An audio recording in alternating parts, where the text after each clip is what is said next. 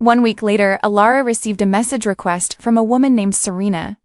At first, she ignored it, assuming it was another attempt to scare her away from Adrian. By evening, curiosity won.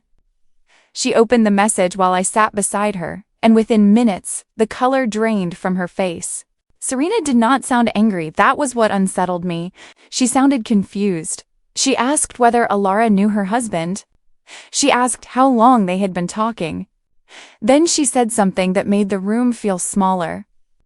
She had never heard Adrian mention a separation. As far as she knew, they were happy. Alara reread that line again and again. Happy. Not struggling. Not trapped. Not waiting for paperwork. Happy. The conversation continued for hours. Serena shared details that were impossible to fake.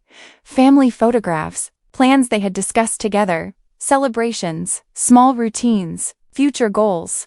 None of it sounded like the life of a couple ending a marriage. It sounded like a family moving forward.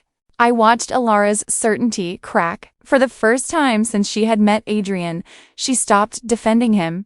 She stared at the messages as though they belonged to a language she recognized but could no longer understand. "What if she's lying?" she asked. I wanted to protect her, yet honesty felt kinder than comfort. I told her that strangers rarely invent years of details. Lies usually chase drama. Serena's story was full of everyday moments.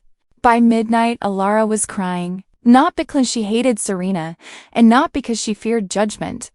She cried because every memory with Adrian was suddenly contaminated by doubt. The promises that once felt romantic now sounded rehearsed. The excuses that once felt convincing now felt suspicious.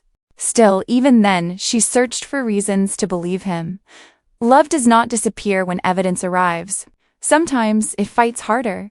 Sometimes it builds walls around the very truth trying to enter.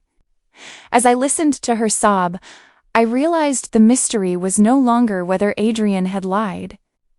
The mystery was how much of his story had ever been real.